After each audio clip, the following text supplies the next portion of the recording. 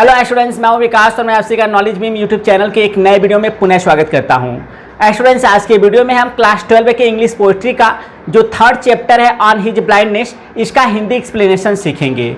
तो इस कविता का हिंदी एक्सप्लेनेशन टीच करने के लिए मैं आपको बुक पर ले चलूँ उससे पहले इस कविता में जो इम्पोर्टेंट स्टेंजा आए हुए हैं उनके कॉन्टेक्स्ट को किस तरह से आपको लिखना चाहिए इस वाइट बोर्ड पर मैंने शो किया है। चलिए उसे भी हम देख लेते हैं और उसके बाद मैं आपको बुक पर इस कविता का अच्छी तरह से हिंदी एक्सप्लेनेशन आपको स्पष्ट करूंगा। तो देख सकते हैं यहाँ पर मैंने लिखा है English poetry class 12 chapter number 3 है और पोएम का नाम है ऑन हिज ब्लाइंडनेस, जिसके कि पोएट है जॉन मिल्टन। और इस कविता में से अगर आपको कोई भी स्टेंजा देखने को मिल जाए तो आपको रेफरेंस इसी तरह से लिखना है। This stanza has been taken from the poem on his blindness compose by John Milton, अर्थात यह पद्यांश जॉन मिल्टन द्वारा रचित ऑन हिज ब्लाइंडनेस नामक कविता से लिया गया है। तो इस तरह से रेफरेंस लिखना है। और इस पोएम में दो इम्पॉर्टेंट जो है स्टेंजा आए हुए हैं। पहला जो इम्पोर्टेंट स्टेंजा है when I consider dot dot child, इस तरह से पहला इम्पोर्टेंट जो है स्टेंजा है। इसका कॉन्टेक्स्ट आपको इस तरह से लिखना होगा। इन दीज लाइन्स, इन पंक्तियों में द पोएट मतलब कवि, एक्सप्रेसेस मतलब प्रकट करता है, हिज सारो मतलब अपने दुख को, on the loss of his eyesight अपने आँखों की दृष्टि को खो देने पर।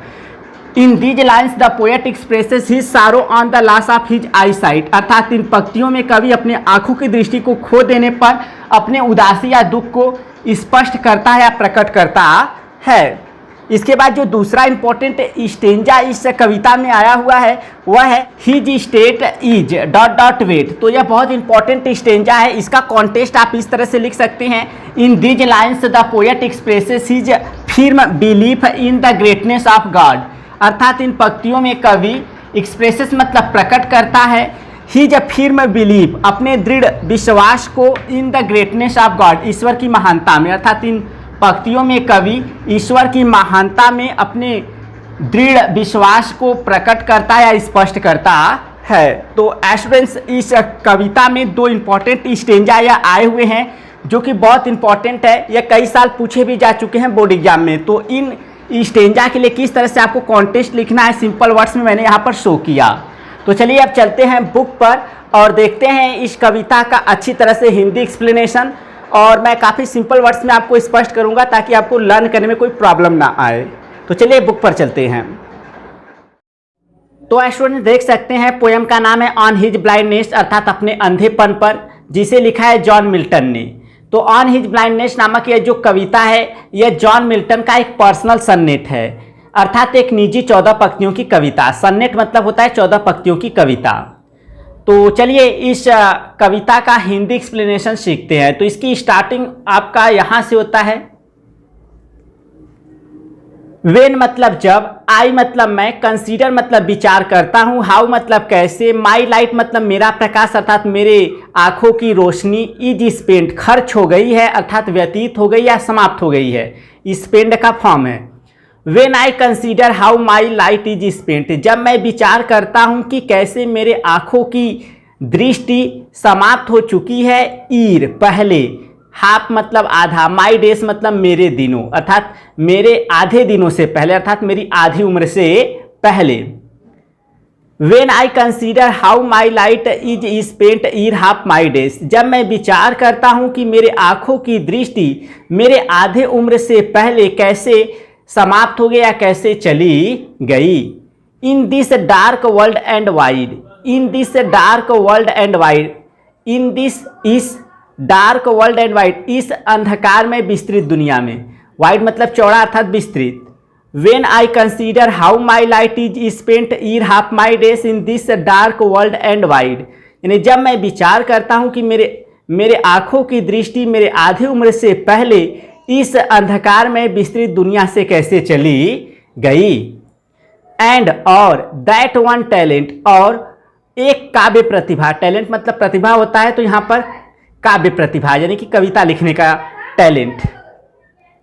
एंड और दैट वन टैलेंट, और वह एक काव्य प्रतिभा, विच मतलब जो कि, इज मतलब है, डेथ मतलब मृत्यु, टू हाइड मतलब छिपाना, and that one talent which is death to hide, और वह एक काव्य प्रतिभा जिसको छिपाना मृत्यु है, अर्थात जिसको छिपाना मृत्यु के समान है। लॉक्ड ठहरी हुई है, विद मी मतलब मेरे साथ, यूजलेस मतलब बेकार, मेरे साथ बेकार ठहरी हुई अर्थात मुझ में बेकार पड़ी हुई है। And that one talent which is death to hide lodged with me useless, और वह एक काव्य प्रतिभा जिसको छिपाना मृत्यु के समान है, मुझ में बेकार पड़ा हुआ है। दो यद्यपि, माई सोल मतलब मेरी आत्मा, मोर मतलब अधिक, बेंट मतलब झुकी है, यद्यपि मेरी आत्मा अधिक झुकी है, किस ओर झुकी है, टू सर्व मतलब सेवा करने को, देयर विद उस काव्य प्रतिभा के साथ, माई मेकर मेरे बनाने वाले की अर्थात ईश्वर की, देयर विद मतलब उस काव्य प्रतिभा के साथ। कौन सी काव्य प्रतिभा, वहीं कविता लिखने की। तो देखिए फिर से, and that one talent which is death to hide lodged with me useless, और वह एक काव्य प्रतिभा जिसको छिपाना मृत्यु के समान है, मुझ में बेकार पड़ा हुआ है। Though my soul more bent to serve therewith my maker, यद्यपि मेरी आत्मा उस काव्य प्रतिभा के साथ मेरे ईश्वर की सेवा करने को अधिक झुकी हुई है, अर्थात अधिक उत्सुक है। एंड और किसके लिए उत्सुक है, एंड और प्रेजेंट प्रस्तुत करने को, माई ट्रू अकाउंट अपना सच्चा लेखा जोखा, अकाउंट अपना सच्चा लेखा जोखा अर्थात अपने जीवन का सच्चा लेखा जोखा। लिस्ट कहीं ऐसा न हो, ही मतलब वह, रिटर्निंग चाइल्ड डांटे या फटकारे, चाइल्ड मतलब डांटना या फटकारना, ठीक है। तो देखते हैं यहाँ से, though my soul more bent to serve therewith my maker and present my true account, यद्यपि मेरी आत्मा उस काव्य प्रतिभा के साथ मेरे बनाने वाले अर्थात ईश्वर की सेवा करने को, and present my true account और अपने जीवन के सच्चे लेखे जोखे को प्रस्तुत करने को, मोर बेंट अधिक झुकी हुई अर्थात अधिक उत्सुक है। लिस्ट ही रिटर्निंग चाइल्ड कहीं ऐसा ना हो कि वह बदले में डांटे या फटकारे। अब जीवन का सच्चा लेखा जोखा प्रस्तुत कर रहा है ईश्वर के समक्ष, तो उसे थोड़ा सा भय लग रहा है कि कहीं ईश्वर मुझे डांटे या फटकारे। डथ गॉड इजेक्ट, डथ अर्थात डज, डथ गॉड इजेक्ट क्या ईश्वर आशा करता है, डे लेबर दिवा परिश्रम का, लाइट डे नीड आंखों की दृष्टि को इनकार कर दिया गया हो, डिनाइड इनकार कर दिया गया, यानी आंखों की दृष्टि को छीन लिया गया हो। Doth God eject day labour light day need क्या ईश्वर दिवा परिश्रम की आशा करता है जिसकी आंखों की दृष्टि को इनकार कर दिया गया, जिनकी आंखों की दृष्टि को छीन लिया गया हो।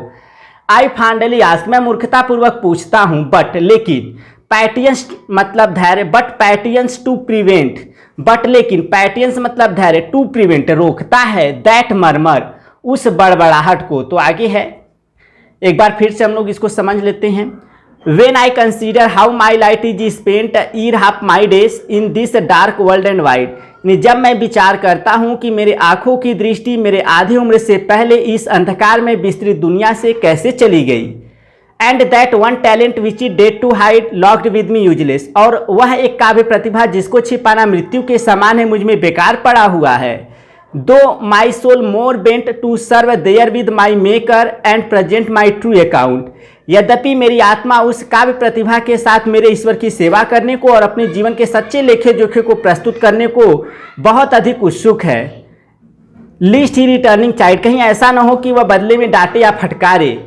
Doth God eject day labour light and need क्या ईश्वर दिवा परिश्रम की आशा करता है जिसकी आंखों की दृष्टि को छीन लिया गया हो। Doth God eject day labour light day need I finally ask मैं मूर्खतापूर्वक पूछता हूँ, क्या ईश्वर दिवा परिश्रम की आशा करता है जिसकी आंखों की दृष्टि को छीन लिया गया हो।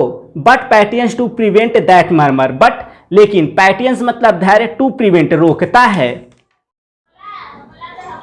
But patience to prevent that murmur लेकिन धैर्य उस बड़बड़ाहट को रोकता है। मर्मर मतलब बड़बड़ाना, लेकिन धैर्य उस बड़बड़ाहट को रोकता है। सूर रिप्लाइज और जल्द ही उत्तर देता है, God doth not need either man's work और हिज ओन गिफ्ट, अर्थात ईश्वर को न तो मनुष्य के कार्य की आवश्यकता होती है और न ही अपने द्वारा दिए गए उपहारों की। तो इसमें आइदर आर का प्रयोग है, मैंने इसे चेंज कर दिया नाइदर नॉर में और उसी के अनुसार अर्थ आपको बता रहा हूँ। God doth not need either man's work और हिज ओन गिफ्ट, अर्थात ईश्वर को न तो मनुष्य के कार्य की आवश्यकता होती है और न ही अपने द्वारा दिए गए उपहारों की। Who best bear his mild yoke, who मतलब जो कि, बेस्ट बियर सबसे अच्छी तरह सहन करते हैं, हिज मतलब उसके, माइल्ड मतलब हल्के, योक मतलब कष्ट या जुआ।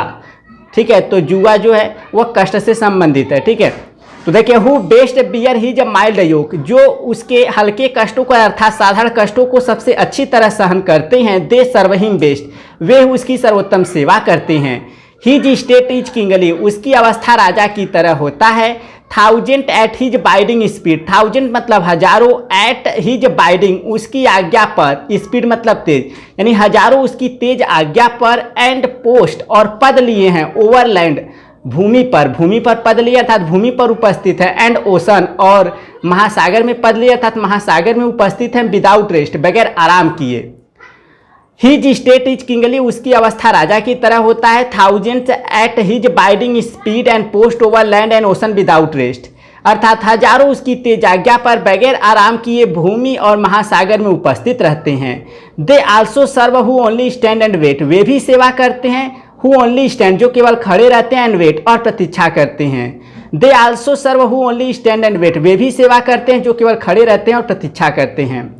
एक बार जल्दी से, but patience to prevent that murmur, लेकिन धैर्य उस बड़बड़ाहट को रोकता है। सून रिप्लाइज और जल्दी ही उत्तर देता है। God doth not need either man's work और हिज ओन गिफ्ट, अर्थात ईश्वर को न तो मनुष्य के कार्य की आवश्यकता होती है और न ही अपने द्वारा दिए गए उपहारों की। Who best bear his mild yoke, जो उसके साधारण कष्टों को सबसे अच्छी तरह सहन करते हैं। दे सर्व हिम बेस्ट, वे उसकी सर्वोत्तम सेवा करते हैं।